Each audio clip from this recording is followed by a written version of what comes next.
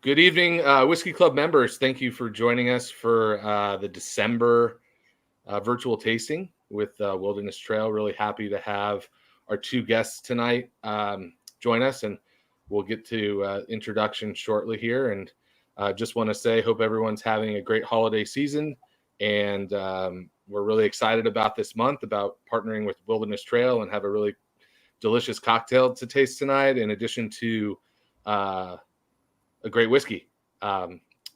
So I have been sequestered to my wife's office this evening because a typical man fashion. I forgot we had booked a little bit of a holiday party tonight, so everyone understands that I'm in the back office, but I'm not joining you from my typical bar this evening. So, but anyways, before we get into let's get into introductions, and then we can talk about kind of what the prizes are for this evening, and go from there. So, Haley, we'll start with you. You know, National Brand Manager of Wilderness Trail. You want to tell everyone who you are?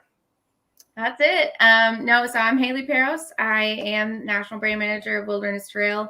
It is more of a recent title, as we have recently expanded to 34, almost 36 states, going to be soon. So we're super excited about that. Congratulations. Yes, it's exciting. And, you know, I'm actually a Danville native. I live in Lexington now, but Danville is my hometown. So Wilderness Trail is a little bit of hometown pride for me. I graduated at UK with I have an associate's in biology. My major is in integrated strategic communications, and my minor is in communications. And I kind of stumbled into the bourbon industry, kind of after basically pun intended. Very much so, yeah. And I've been stumbling through. I've been with Wilderness Trail for 5 years, and you know, very much close to its infancy, I would say. And yeah, we've been rolling ever since. Awesome. Yeah. Well, thank you again for being on the call. And Macaulay, I'll pass it to you for a quick introduction. Hey guys, my name is Macaulay. I run the single barrel program. Well, I guess it's technically the private barrel program now that we have introduced a micro blend into the mix. So all the evolving titles there can be. So I deal with that program. Quality control as well too is another hat that I have at the distillery as well too. So there hasn't been a barrel or a bottle of whiskey go out the door that I haven't had these soup coolers on at some point or another. So just diving in on that, I've been with the distillery for going on 5 years now too. I started out as a microbiologist intern working for our parent company, Firm Solutions, in our yeast lab on an ale yeast strain research program before they hired me to be a distiller. I got tricked into managing the bottling operation for a couple months, and then started the barrel pick program. And then that's just been a beast. We've been growing that year after year, larger and larger as we penetrate more markets and get more barrels on deck as well too. That's the main thing. Yeah. You learned a new skill. That's the way, you know. Yeah, I always phrase it to you, right? When you got to do something you don't want to, hey, you're going to learn a new skill. Well, that skill would be drinking whiskey and getting paid to do it. So, oh, nice. Well, I can get used to that. But so thanks for the quick introductions, and definitely going to dive into some more questions here in a minute. You know, I just want to kind of highlight the prizes that you know, Macaulay and Haley have graciously, you know, donated to this evening's call. And as we've been doing for the past few months here, you know, we'll pick two of our favorite questions at the end of the call here, and decide who gets the first place and the second place. So just remember, if you're logged in under a profile that's not the name that is associated with your Whiskey Club membership, just go ahead and put the name that is associated with your Whiskey Club membership before your question, just so we can verify that your subscription. But we'll look forward to the questions. So keep, you know, highly encourage questions along the way, and don't need to wait till the end. That way we have some in the chamber when we get to the Q&A section. But yeah, so the first place prize tonight, you know, again, thank you to Haley and Macaulay and all of Wilderness Trail for donating these amazing prizes. And I think in holiday fashion, they were more generous than than I think than I was expecting. So double thanks. So first plot, we'll start with the second prize tonight. You're going to get an etched Wilderness Trail decanter. You're going to get 2 Wilderness Trails hoodies. Ooh, that's beautiful, man. I got that right here. That is beautiful. Maybe I should have put that in the first prize. No. And then, so an etched decanter, 2 hoodies, and a hat and a t-shirt. And, we'll obviously reach out to the winners and get your sizes and all that stuff. First place prize, that's awesome, is going to be a private tasting with one of the owners. So that's either Dr. Patrick Heist or Master Distiller Shane Baker. It's going to be a private virtual tasting. And Macaulay, sorry, didn't mean to leave you off there. And they're going to send you guys 5 different samples and then they'll coordinate a time and just how to get that done. In addition to that private tasting, you're going to get a signed barrel head. So Macaulay has everything. So yeah, signed barrel head, which is killer, and then also a hat and a t-shirt. So that's the first place prize. So again, let's get those questions rolling, because really, really great prizes to give away tonight. Haley, I guess I'll start this question for you. Can you just maybe give us a little background on the history of the distillery and how Dr. Heist and Shane Baker kind of put this idea together and decided to open up a distillery? Yeah, sure. So our beginnings start with a failed rock band. So Shane and Pat actually had a mutual friend that was a drummer back in college, and they kind of came together in this rock band. And if you look at Pat, you wonder what 90s grunge band he still belongs to, which he's currently still in a band. So he'll never let it die. But they realized, rock and roll wasn't really going to pay the bills quite like they thought it would. And they always were doing things and bonding over bourbon. So that was kind of the thing that really brought the two of them together. So Shane is a mechanical engineer by trade. He's worked with a lot of Fortune 500 companies and things like that. Pat Heist, Dr. Heist, he is actually a plant pathologist. He does medical microbiology with his PhD. And basically things kind of evolved to where the distillery was the end game, but how do you get there? Because little known fact, distilleries aren't cheap, right?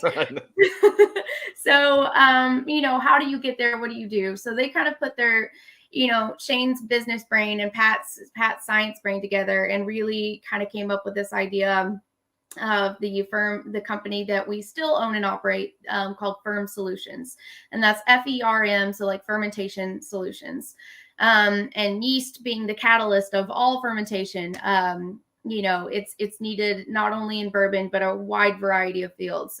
So we actually make up a little over a quarter of the nation's alcohol production because of our yeast distribution. So Ferm Solutions works with, and that company is now going on almost 20 years old. It is a company so what we do is we sell yeast of all kinds of varieties. We have a catalog of nearly 9,000 yeast strains on site, which sounds really impressive until you realize yeast is just really small. So it's in the size, it's in a refrigerator in our lab.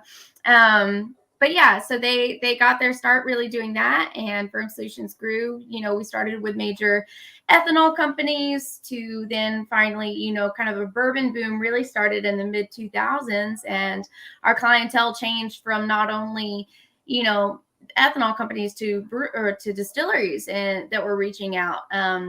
And so, these master distillers that have been in the industry for decades are calling Shane and Pat and having them, sell them their yeast.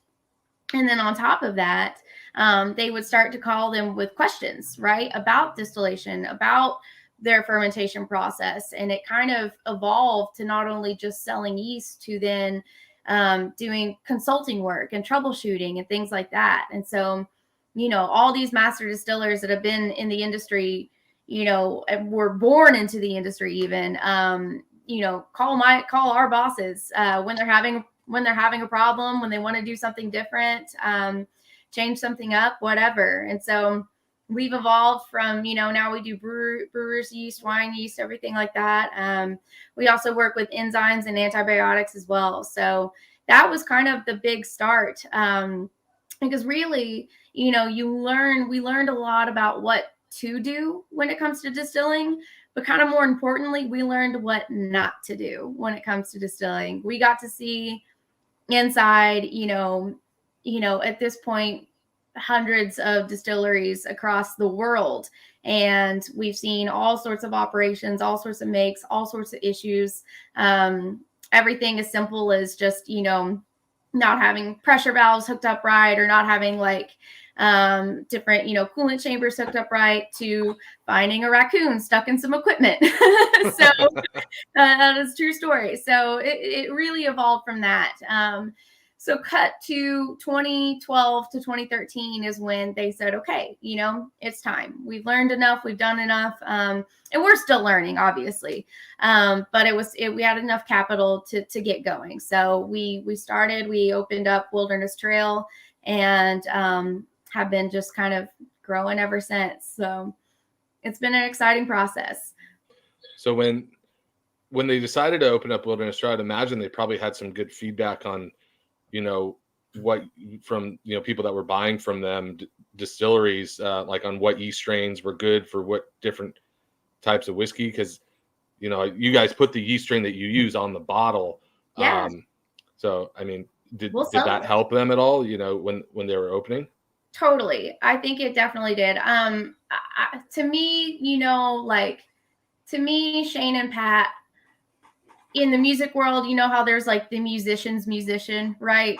There's the musician that everybody oh, that's the God, that's the people, they know what's going on. To me, that is Shane and Pat in a lot of ways. We already had enough of a beautiful relationship with a lot of other distilleries to where it was comfortable and easy to seek counsel whenever needed, for anything. And always had a lot of support, when we first came out with our rum, one of the reasons why it was aged is because we let another distiller taste it and try it. And they were like, hey, you need to put this in a barrel, so definitely, which, I think that's true for a lot of the industry as a whole. But definitely for Shane and Pat, kind of, people knew this was coming. They were anticipating it happen. And then when it finally came to fruition, it was an exciting time for kind of everybody to cheer them on and definitely, look forward to seeing them grow and seeing them succeed for sure. That's awesome. Yeah. I don't know, Macaulay, did you want to, that was Haley's answer probably hit all the spots. So, honestly, the whole idea of the distillery was to be a catalyst to display our yeast strains and to bring people in and do technical trainings. When we first started Wilderness Trail, it was in the back of what looks like a chiropractor's office or a strip mall facade. It is nothing that you would drive past and think that it was a biotech company and distillery. It's down the street from the recycling plant and a used car lot. Home. It just kind of blended in, as it still does. But they decided that they had some good ideas, having a black book, what not to do, and then put in a 250-gallon pot still, and then just started laying down some good whiskey. And then the proof is always in the pudding. So expanding in 37 states and 70,000 barrels a year was never the end goal. It was just being small, laying down a few barrels, helping educate people in the industry, and then just having fun around it as well, too, as being a catalyst for the yeast business. But as we figured out, it's becoming more and more. We've gone on, it expanded twice, put in a 18-inch column and 250-gallon doubler, and started making 12 barrels a shift, and that up to 24 barrels a shift. And then put in a 36-inch column and 500-gallon doubler in 2018. And now we're making around 70,000 barrels a year. And we are currently going to have another. I just saw them out there measuring and talking with contractors. We're in the works of doing another expansion as well, too. we're adding additional fermenters on both systems. So we can add a third shift on our 18-inch column, and then we can add more fermenters on the larger system too as well. So we're going to be turning around 80,000 barrels a year after all that is said and done. And if you see the distillery, it's been a construction zone as long as me and Haley have worked there, and it's continuing to be that. Right now, well, I say we finished the distillery. We're expanding that again.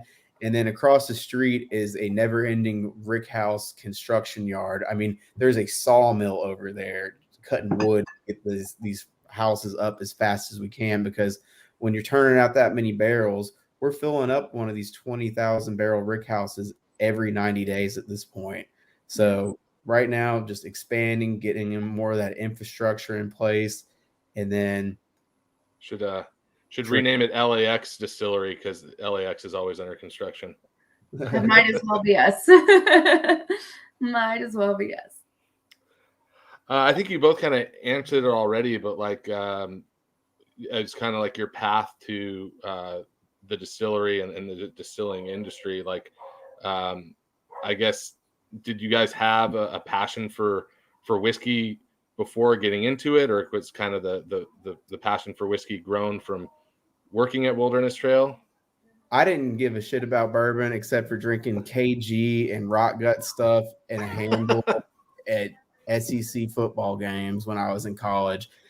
The whole reason I got involved with this company is because of the yeast business. I wanted to be a master brewer when I was in college. I was going to do that program, move to Southern California or Asheville, and then just that was going to be end all be all. And then ended up getting an internship with them, and then here 5 years later, now we're down the rabbit hole. We sucked him in. We suckered him into it. What about you, Haley? I cared about bourbon as much as any, like, blue-blooded Kentuckian does. I'd gone on like a bunch of the tours and everything like that. My mom was a tour guide at Woodford for several years. It was something that was always in and around my house. I had it at early ages, per usual. I knew enough. But really, like, what drew me in was also kind of the science aspect to it. Previous to this, I'd been an event planner for Lexington, for a nonprofit here in Lexington. And I had done a lot of just different nonprofit work. And then before that, I was in the dental industry. So I was going to be a dentist one day. And you kind of done a 180 a couple times here. Absolutely have. And so, it was kind of this thing where this distillery had opened up in my hometown, and I went to see it, and I learned, when it first opened up, and I went to see it and I learned about it, and, it kind of had everything that I loved kind of all wrapped into one, right? I like it. I like to drink. I like to have a good time. But it also, it focused a lot on science. And so, do it, science and education and things like that, which were just big for me. And so it was a win-win for everybody. My biology background isn't wasted. My dad is not disappointed in that whatsoever. So that was kind of what led me down the road there. And I started off small, started off as a tour guide, training and learning and everything, and then grew to be kind of just Kentucky's brand management and social media manager and things like that, to, kind of regionally, to now there's two of us that handle the whole US right now. So it's been a weird and exciting process, but I kind of feel, and Macaulay, you probably feel the same way, I kind of feel like the distillery itself, like we're always just growing and doing more, like, as it goes on. Yeah, it's ever evolving out there. So one thing I want to stress, I'm sure you think Wilderness Trail, you think very small craft distillery. This place is large. I mean, black brick houses on both sides of the road. every time I have clients in, they're like, wow, I can't believe how big this is. I'm like, yeah, it's rolling them out now. It And is. 13th largest bourbon producer in the world right now. Oh, wow. For our expansion. So Yep. We've gone up there. We've covered a lot of ground since 2013. That is for sure. Yeah.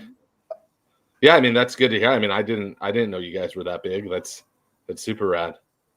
I want to kind of go back to something Haley touched on, and I guess your dad would be proud because we're gonna ask a science question here. Like, you guys take a very scientific approach to the distilling process. Not that other people don't, but like, what would you say? I think with any type of art or crossover between like a chef or a brewer, like there's going to be certain technical or scientific things, but a lot of it is that actual feel and like just kind of making judgment calls. Like, what percentage would you say the process is at Wilderness Trail between that scientific technical aspect, and then what percentage is like feel? Honestly, I think that I can't give you a percentage on that, because I think that everything that we do is backed with science based on those flavor derived notions that we're going for. So we are looking for a specific feel, flavor profile, and then we're backing that up with science. That goes in with our low barrel entry proof, our sweet mash fermentation process, using aged stave wood before it even gets charred to help develop a flavor profile. So everything that they have done over over their career has been that hands-on experience, bringing that in and then taking that in and quantifying that into data-backed results. I mean, that's why we have this bottle of rye whiskey in front of us. I mean, they didn't just shoot the dice on that one.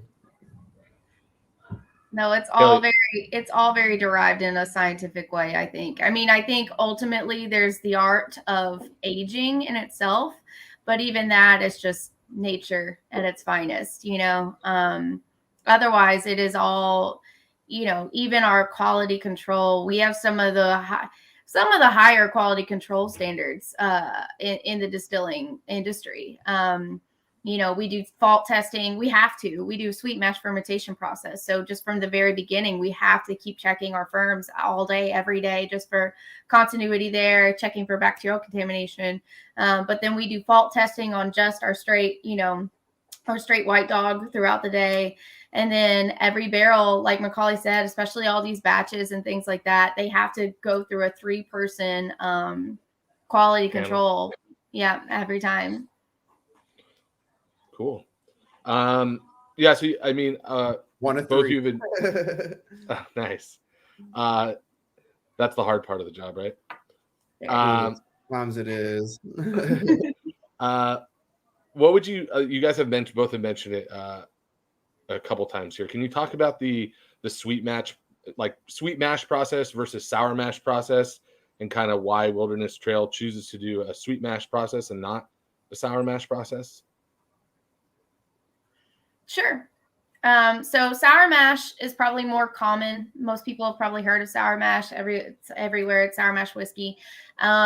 And people think it's more traditional, and technically it is, but really sweet mash is what they did way before. We just were lucky and did okay and had a lot of bad batches of whiskey. But sour mash is essentially the process of, you've got your fermentation, you take it to be distilled, right? And then you kick some of that back into your fermenter. And so the idea is that you're constantly keeping a firm active, right? If anybody's ever made sourdough bread, it's kind of similar to that, where you're feeding the starter constantly so that it's always just bubbling and going. And the idea behind that is, well, two major components are the idea behind sour mash whiskey. One is flavor profile continuity, right? It's the same idea as tracing your hand and then taking that tracing to make another tracing and taking that tracing to make another tracing, right? If we keep using and recycling and just kind of adding to every time, hopefully the idea is that all of that's going to stay consistent and going to stay the same. And the other part of sour mash, and this is very, very key, is that because you're keeping that firm going, you're keeping it active, you're keeping it alive, you reduce the risk of bacterial contamination. If there is anything better at eating sugar than yeast, it is bacteria. They are actually more efficient at it. But yeast creates an anaerobic environment that doesn't allow for bacteria to really live that well. So if we keep that going, then we stave off a lot of that bacteria. And bacteria is definitely, an enemy when it comes to fermentation. You're talking about like lactobacillus or like pediococcus or like those type of things. Like definitely all kinds of different ones, which, sometimes they're added for fun for different flavors and things like that. But for the most part, it's going to create. Yeah, especially in beer. I mean, yeah, exactly. So in beer, but those can ruin a winery, right? They're good for breweries like beer, but you can, anyways. Yeah, no, exactly. They can be your enemy or your friend, depending on how you look at it, right? Just depending on what your results are, right? What your key results are. And so for us, I mean, we're trying our best to stave that off because we want not only the flavor, but the most alcohol yield we can get from it, everything like that. So all that to say that at Wilderness Trail, we don't do that. At Wilderness Trail, we start with fresh water, grains, and yeast every single time. We don't use any back set whatsoever. So every time that our fermentation process is done, those tanks are cleaned. They are scrubbed, they're cleaned, and then we use a pharmaceutical grade steam cleaner for our CIP process. And so, that way, it basically works like a giant autoclave just to try to eradicate anything that might be living on those walls. And with that, we are able, one of the reasons why we're so confident and able to do this is because of our firm solutions and our fermentation background, right? We have seen and been a part of it all, to the point where we feel so confident in our fermentation abilities that we know we can replicate this flavor every time. We know we can do this efficiently. We've got it wired down. Shane, his mechanical engineer background, we've got our distillery just running as a fine-tuned machine.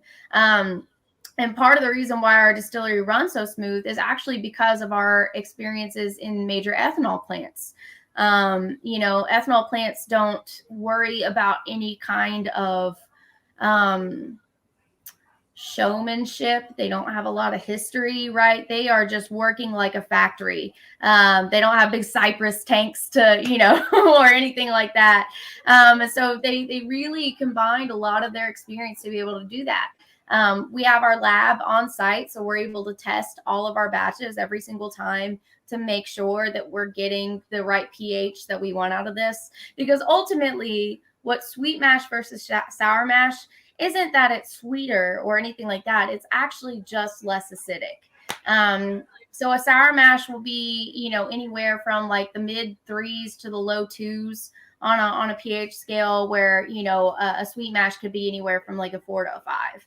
And so it just creates a sweeter flavor profile, which, as Macaulay had mentioned before, with the science and everything, it's taking every steps like that make our ultimate the end product as best as it possibly can be. So I'm going to give you great. I mean, I learned some stuff there definitely that I didn't know as well. I mean, it's definitely a different take, and the final result is great, and I think that's the most important thing, right? I want to give a few spark notes on that. Yeah, for sure.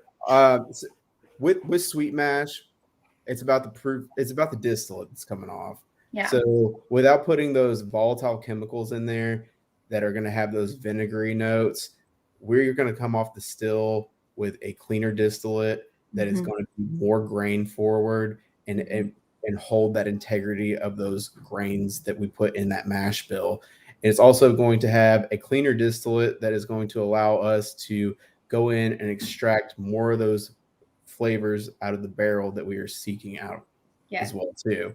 So you get a little bit cleaner and a little bit more grain forward and sweet product because of cutting out that vinegar note. Awesome. I definitely want to get to some of the questions here. in the next few minutes, but I think obviously Haley and Macaulay, I know you guys don't have our barrel, that we selected in front of you. Oh, well, or maybe you do. Oh, I stand corrected. So surprise.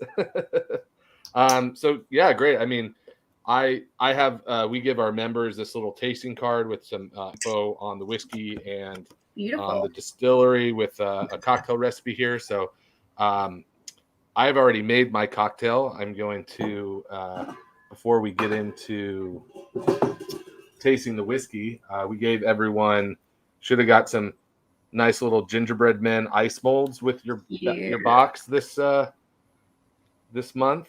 Macaulay, we're just drinking neat, aren't we? Sorry, no, Anna didn't drop that off at the crib just yet. Yeah. Trying to see here. Last time I did this, I spilt it all over my computer. But anyways, so I'm gonna have my cocktail here to enjoy in a minute. But yeah, do we want to talk about the whiskey? As always, in the chat, if you want to share your tasting notes, feel free to do so. Unique flavors that you get, and I guess I'll kind of kick it off here. My tasting notes are here. One of the biggest things on the nose for this, like immediately I just thought of like fresh baked cinnamon rolls coming right out of the oven. Like that was like just hit me in the face and brought back memories of baking cinnamon rolls. So that was the huge note I got on the nose, and obviously some vanilla and nutmeg.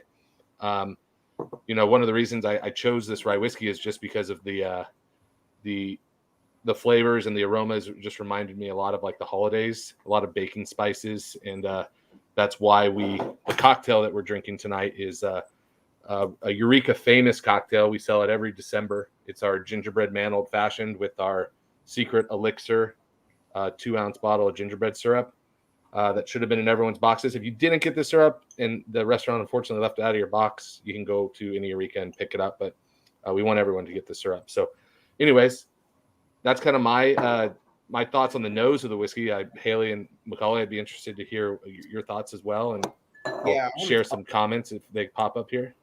Yeah, I want to talk about this because this is actually a project that we've never done before. So this is actually a micro blend of 5 different barrels that we put together for this event. So I was super excited about putting this blend together, first of all. So this blend is actually a 5-barrel blend. It is 4.5-year-old rye whiskeys that went into the barrel at 100 proof. So these guys were super low barrel entry proof, kind of preserving more of that integrity of that grain profile. So some of that rich red fruit, a little bit of cinnamon, sweet mint as well too. And then big vanilla on that. It just smacks in the face with vanilla on those. But I found that those were lacking a little bit of body and roundness with it. So I pulled out a 6-year-old rye whiskey that I had that was a little bit higher proof and big mint, big herbaceousness, big spice profile, and it just rounded out the back end of it. So we came up with all these really nice light vanillas, cherry, cinnamon notes, and then just kind of rolled all that together with some of those dark molasses, and then that herbaceousness of that 6-year-old and that higher proof brought it up a little bit too. So 105 is some sweet sipping proof in my book. That 105 to 108 sweet spot is the gold zone right there. So there's no water addition to this too. So it's not like I decided that was the magical proof and I needed to dilute this. So this is just pure essence out of that barrel right there. Sorry, lighting issues here. But yeah, that's awesome. I mean, the whiskey's phenomenal, and when I tasted it first, I was just kind of blown away by just the flavor profile and just great. I love the micro blending stuff. We've done that with a few other of our picks in the past, and it's really great to like kind of have that single barrel, but having the opportunity to kind of have your creative control over Macaulay and round it out, as you said, is I think really special and almost makes it more unique than a single barrel. Instead of getting one single barrel, you're getting kind of a chef's recipe almost, something that there was a kind of some more creative and thought put into it. So we're super purist at the distillery. We don't have any finished products. We love the single barrel program. Honestly, the way that the micro blends came together were me doing tastings with my groups, and then at the end of the tasting, we would just blend all the leftovers together, and it never failed. It would be the best whiskey on the table every single time. So it was just like, as a scientist, I think that the results are in. We need to start doing some more blends. So is this bottle one of the first micro blends that you guys have released? This is one of the first micro blends that we've released. Yes. Yeah. Cool. Well, we are honored. Thank you very much. It's a delicious product. I'm gonna sip on my. Well, let me tell. I mean, Haley, did you please share your tasting notes as well? I don't think we gave you the opportunity to share your thoughts. Oh my gosh. Well, definitely a lot of red fruit on the nose. Red fruit, I get a little bit of cinnamon, a lot of just sweet like vanilla on the nose. For me, like body wise, a lot of cinnamon. It almost then goes to like a sugar crusted cherry pie in a way. Like there's just a lot of like candy sweetness to it. And then like it just nicely, but there's like a little bit of pop, a little bit of spice like in the middle there to make it a little bit more robust. Definitely get a mint finish, like a spearmint finish on the very end. It is just a fun ride of a drink, and it's very full the whole way through. You know what I mean? From nose to finish, it's not lacking at all, which is just this is a real treat. Yeah, and I mean, something that I got a lot and was in kind of the mid to late palate was this kind of like, I don't know, maybe I'm just being reminiscent of Christmas when I was a kid. My mom always used to put the Terry's chocolate oranges in my stocking that like kind of you hit and it folds out. So maybe I was being nostalgic, but I got that kind of mid late palate, just the kind of a chocolatey candied orange kind of thing. But cool. Thank you so much for sharing your thoughts, and just seeing in the chat here. It sounds like a lot of our members are enjoying sipping on it this evening as well, and hopefully you're able to make yourself a delicious holiday gingerbread man old fashioned. But yeah, I think we're ready for some questions from the group now. We got quite a few questions. We have about 20 minutes here, and I want to be able to tackle as many of these as possible. Renee Quintanilla, and again, I'm going to try my best to pronounce everyone's names properly, so please forgive me if I butcher anybody's names. But Renee wants to know, what's your most interesting batch of whiskey you have ever made, and what didn't work as well? Like, so I guess the best, and then maybe a failed experiment. Well, let me tell you about our first small batch. I mean, you can say this is the most interesting if you want. Let me tell you about our first small batch when I was actually the bottling manager. So when we were doing bottling, we hand labeled and hand wrote on everything. So I get very clear instructions to my staff. I was like, we're going to label this batch number 1, not just 001 or 01, just batch 1. So 4:15 comes around. We get off at like 4:30, and I look around and I'm just walking behind them. And then my girl is up to batch 215 right now. So she has just kept going on and on and on with it. So yes. So we ended up. So instead of naming all batch 1, they were just like 1, 2, 3, 4. Yes. So that was our first ever released small batch. And that was actually after a mistake from the same person who had labeled the single barrel bottles small batch. So the reason for making the small batch in the first place was because she mislabeled. Wait, is this Haley that you're talking about? bottles. It's not me. No, you were reacting like it was you. I'm sorry. No, it's just very sore like subject / inside joke at the same time. Yeah. So That's funny. we have Lisa's small batch and batch 1 through 200 because of her on that one, but Yeah. it all turned out Well, good. I'm sure she never will live that down, huh? No, at least not with us. No, for sure. She went on Cool. speaker probation after that one. Oh my God. No, that was great. Now there was like 200 and something unique small batch bottles of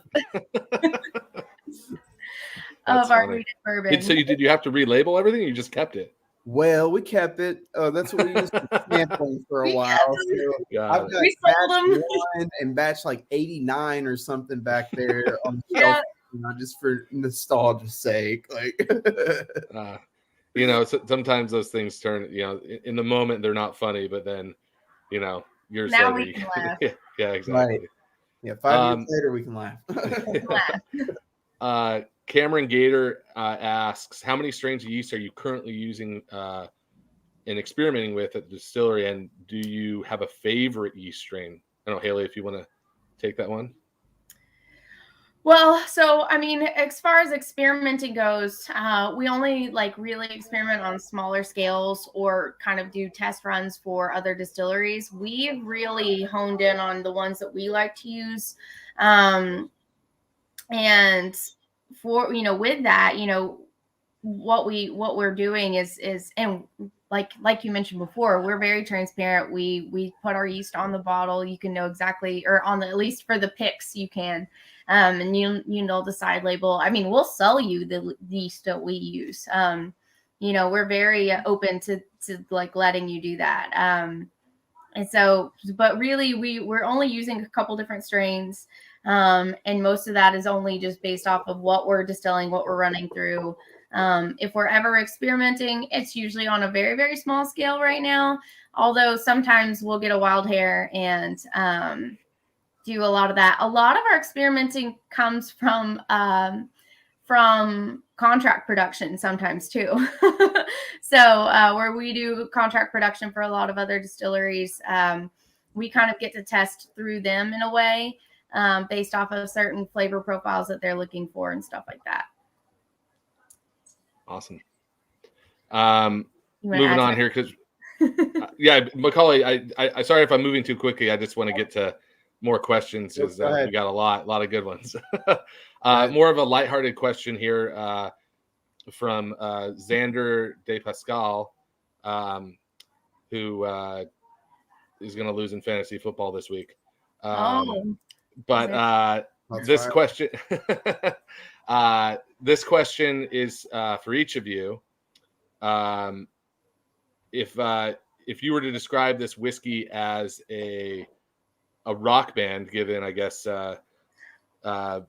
Heist and Mr. Shane Baker's background, what would the barrel pick here that we have? What would this whiskey translate if it were a rock band? Shit, this is some psychedelic punch from the Grateful Dead, my man. Sunshine Daydream in a cup. Right. We know Macaulay's a deadhead now, apparently. Yes, very much so. Very much so. Gosh, I don't know, like an existing rock band or a made-up rock band? Oh, made Let's up. go existing. Oh. Okay, I didn't know. I don't know. What are the parameters here? No, this is definitely something fun and full-bodied. I don't know. It's got some like Zeppelin feel to it, some Dead feel, things like that. It's definitely not too metal. It's not too spicy. It's not too hard. I like it. It's fun. So the Greta Van Fleet blend, then, is that what? Oh, please, Greta Van Fleet for days. Let's go. I'm gonna go with something a little bit more kind of old school, kind of Wilson Pickett, Otis Redding inspired, and say the Teskey Brothers. Not sure if you guys are familiar with the Teskey Brothers, but kind of feel good, relaxing, kind of makes you feel all good inside and mellow, just like good old school kind of like rock and roll soulish kind of music. Totally. Yeah. I'm with it. You don't know who the Teskey Brothers are? Strong recommendation from me. Anyways, moving on here. Brian Yardley, I guess in a nutshell, just kind of wants to know what the culture is at Wilderness Trail. Like what's your company vibe is what he wants to know. What are you guys all about? I guess in a few words, how would you describe the vibe or culture of Wilderness Trail? Go ahead, Haley. I was gonna say you go on, Macaulay. What do you? As the brand manager, you should know this off the bat. We are. What's your elevator pitch? Our elevator pitch. I will tell you what my elevator pitch to Shane and Pat was when I was describing Wilderness Trail as a person. Can I do that? Yeah, go ahead. Okay, so when I was describing, because when you do branding, like a good way to do branding is to make this product into a person. So if this product is a person, who are they? What are they like? Everything like that. Because then marketing it can kind of evolve from itself, you know. So I described Wilderness Trail as your cool uncle who gave you your first sip of bourbon, but told you don't tell your mom. She'll get mad at you. Who's taken you camping before when you were younger. You hated it, but you appreciate it now. Who gave you his Kiss double vinyl record, and there was weed just traced along in the binding of the vinyl. Who knows how to like sharpen his own knives, but also shops at like, you know, Fry and stuff like that. You know, that is Wilderness Trail. They're gonna have a really nice pair of leather boots. What's Fry? You're gonna have to excuse my my California question here. It's fine. It's like fine leather shoes, and it's a men's boutique store. It's they're the boots, brother. I got a pair in arm's reach somewhere. Yeah, right. So they're really nice leather boots. And they make like a really great variety of them. But you know, so they basically like they enjoy the finer things. They probably had like a really rock and roll background at some point in time, which is very telling of Shane and Pat and everything like that. I think the Wilderness Trail culture in and of itself is like, you know, we want everyone to feel welcomed. We want you to feel like you're a part of us when you're with us. You know, we try not to like, even with our tours and stuff like that, like we try to give our tour guides like, you know, the information and everything like that, but nothing is scripted. Everything gets their own personal touch, their own personal stories, their own jokes, everything like that. We just want you to feel like you're part of our family when you're with us. And, you know, I think it is kind of in a way a small family of sorts, you know. We all get along really well. We all enjoy each other's company. There's rarely any ever weirdness or drama or anything like that. Yeah, and we just want you. We think we're cool. We want you to enjoy us with us. That's awesome. I love that answer. Yeah, I mean, maybe you can incorporate the rock band question in there, you know, next time someone asks you too. Yeah, exactly. So we've gotten a lot of questions about this. Quite a few people have asked. Shirts, were they coordinated this evening? Not a whiskey question, but quite a few people are commenting. Yeah, the gingham drip. Gingham drip. Our cat even has a gingham bow tie collar, so it's the motif. So maybe well, you both look great.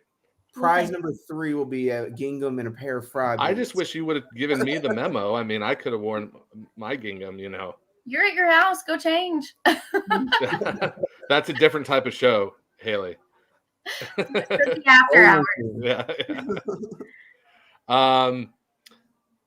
Let me see here. Got a few more questions here. So this is a good question. Tina Pham wants to know, you know, where did the name come from? Wilderness Trail. So Wilderness Trail is geographical. It is actually, so where we are located is actually on the Wilderness Trail or Wilderness Trace. So we are one of the kind of paths that Daniel Boone led settlers west through. The main one being the Cumberland Gap, but this was also a part of it. Most businesses in the area we are named Wilderness Trace, so it's all named after that. We were actually named Wilderness Trace in the very beginning. That's what we were at first. And then certain entities with the name Trace in the same industry did not like that and sent us some papers pretty quickly. And our pockets do not run as deep as theirs. So well, they were also customers too. That is true. That is true. That is a little bit of conflict there as well. So we were like, fine, it's great. I always say it's great because I don't have to spend 20 minutes of my tour explaining what a trace is to people before I get to talk about bourbon. So it's a win-win for us, really. So it's geographical. So we are Next question. What is a trace? No, I'm just kidding. Yeah. Well, that's cool. That's good to know. Fun backstory. And we won't name any names, but I think everyone knows the other trace that you're speaking of. This is something, Macaulay, you talked about a bit. Can you, Alex Johns wants to know, can you talk about the importance of entry proof? Because, you guys have quite a lower entry proof than most whiskey distilleries. Is that accurate? That is accurate. And we also have a lower still proof as well too. So we're coming off the still at 138 proof versus those upper 160s, and then going in the barrel at 110 and 100 proof on our bourbons and rye whiskey too. So we kind of play on proof at the distillery. So either 100 or 110, and that is just solely based on the fact that we're making this bourbons and whiskey is a whole chemistry experiment, matching up esters here and here in fermentation. How do I get these to bond better with these certain flavors that I want out of the barrel here as well too? Because we always hear like these call worlds like vanilla and furfural, like like all these things that are in these barrels. But how do we get those chemicals out of there? How do we get those into the whiskey?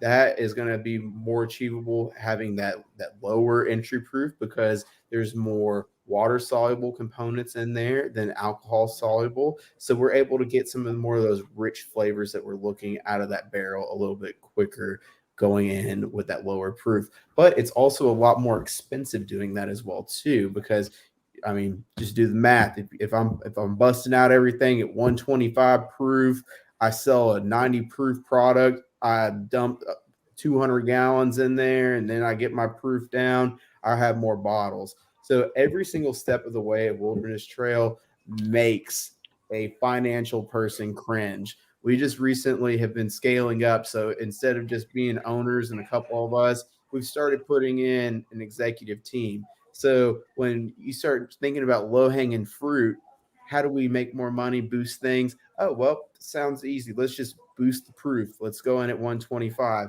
Well, we're purists. We want to have less adulteration on all of our products. So 100 proof is the lowest thing that we go into our bottle at, unless it's some wild like 99 proof cask strength that's dropped in proof. So going in lower proof leads to less adulteration of all of those flavors that we've been working so hard to make in that barrel. So going down from 110 to 100 is a lot better on the profile than just butchering it up from 125, getting it down to 80, 90, all those things. Yeah. Cool. All right. We're going to do one more question here, and then we'll choose some winners. So last question of the night goes from Tim Schroeder. Do you use yeast to dictate the style / flavors you want, or is it more about the alcohol levels or different grains that lead to the yeast choices? So we actually score through. We have 6 different yeast strains that we use at the distillery that we sell to all other major distilleries, and we just go those kind of at random almost. It just depends on what we're feeling, how the grain quality is going. So we use all those different mash bills consecutively with those different yeast strains as well too. So there isn't just like one secret sauce recipe. We're playing with it and trying to figure out what makes the best whiskey right now as a company, because I mean 10 years down the road, I might just go into a meeting and be like, all right, we're just only using 927 yeast for now on, and that just be it. But right now we're still a young brand, we're still developing, and we're figuring those things out. Yep. Very much. Cool. All right. Well, let's recap here. So, Haley, you get to choose a question, and then Macaulay, you get to choose a question. Do you have a preference on who gets to pick first? I'll recap them here in a second, but Okay. Ladies first. all right, me? Haley, you're good. Okay. All right. So we have what's your most interesting batch of whiskey you've ever made, and also what didn't work as well. We have the how many strains of yeast are currently using and experimenting with. Do you have a favorite strain? The one about what's the vibe, what's the culture, what are you all about? We have the what rock band would you describe this? What if you were to describe this whiskey by using a rock band? What rock band would it be? Matching shirts. That's not really. Sorry for the person that asked it. I would probably not consider that a question. That was more just a funny anecdote. Where did the name come from? The importance of entry proof. And then, do you use yeast to dictate the style/flavors, or is it more about the alcohol levels or different grains that lead to yeast choices? Let me make sure I got all of that. Someone asked if I can share the gingerbread syrup recipe, and sadly, no. I've been sworn to that is one of my recipes that we are not going to share the recipe to, just because it's everyone comes to the restaurant to get it, and but go to the restaurant, order some cocktails, and continue to enjoy it. Yeah. I think I got all the questions. So, Haley, what was your favorite question of the night? Well, I would also just like to say that a lot of these were really I've done hundreds of these at this point. And there was a good handful that were actually really unique. So great job group all around. Cheers to our members. Yes, good job.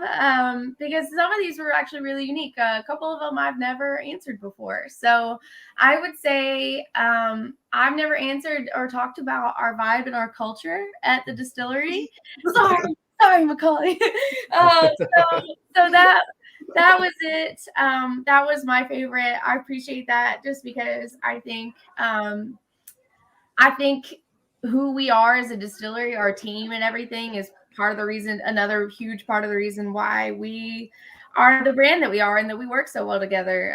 Macaulay and I were texting earlier being like, you ready? Like, dream team, let's go. Like, we're so excited. Mm-hmm. And I don't think you get that everywhere, culture is so important. It really is. It is, because I mean, me and Haley didn't just walk into jobs and take over someone else's position and have like a catalog of what to do, what not to do, and have a stratified boss. We've come in and defined these roles and created these positions at the distillery. So it's beautiful. It really is. It really is. That's awesome. Well, Brian Yardley, you are that was a question for Brian, so you are in the running for one of these fabulous prizes. And Macaulay, you have the challenge of choosing the last question. If you and it sounded like you were going to choose the same one Haley chose, so hopefully I like that. I'm all about vibes and culture. So I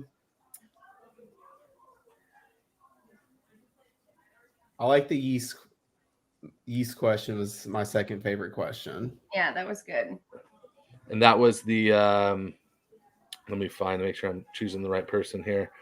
Do you use yeast to dictate the style/flavors?